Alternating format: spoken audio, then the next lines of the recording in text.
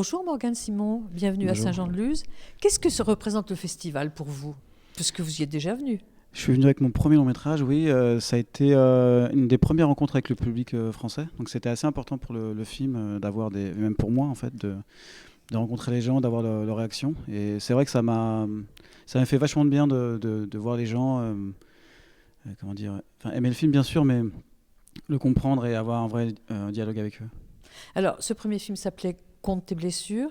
Et là, vous faites un peu le... C'est rigolo parce que en général, les gens viennent ici pour leur court-métrage et ils reviennent pour un long. Et là, vous faites, paf, l'inverse.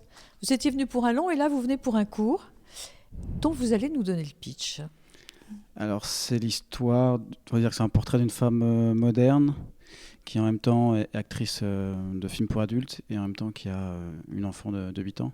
Et c'est un peu un- voilà, une sorte comment dire, de trajet poétique dans la vie de cette femme, en tout cas un moment dans sa vie. Voilà.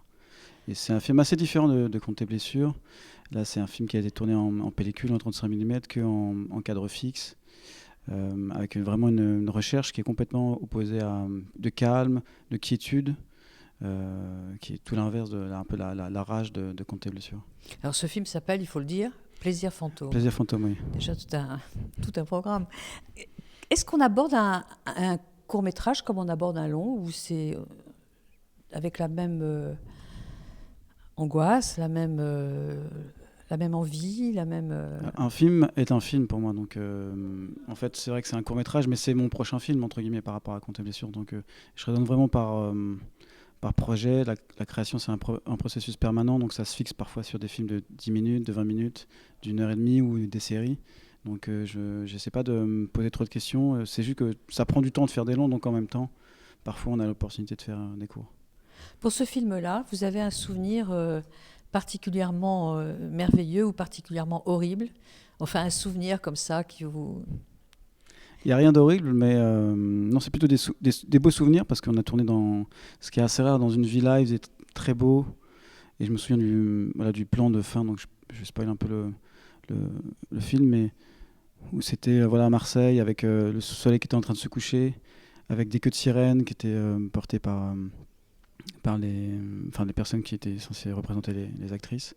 C'était un moment assez beau et c'était le dernier plan du film. Moi, j'aime bien essayer de tourner au maximum dans l'ordre.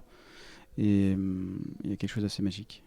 Est-ce que ça vous a aidé d'avoir fait un long métrage pour faire ce court métrage? Parce que parfois c'est difficile de tourner un long ou un court d'ailleurs, mais est-ce que ça aide? Oui, je pense que le film, le Compte tes blessures m'a beaucoup aidé pour faire ce projet que j'avais d'ailleurs essayé de tourner avant Compte tes blessures. Donc le film était déjà écrit depuis des années, avant même mon précédent court métrage. Et je pense que ça a donné confiance beaucoup plus qu'après avoir fait seulement des courts métrages. Ouais. Je vais vous poser une question qui n'a rien à voir, mais est-ce que vous avez une musique préférée de film? Je dirais comme ça la musique de John Williams dans Jurassic Park. Voilà.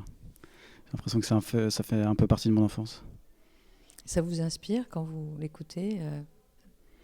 Ça me met plus dans l'ambiance de partir sur cette île et que le cinéma, c'est une aventure et que en fait, ce qui arrive dans les films, ça arrive vraiment aux personnages.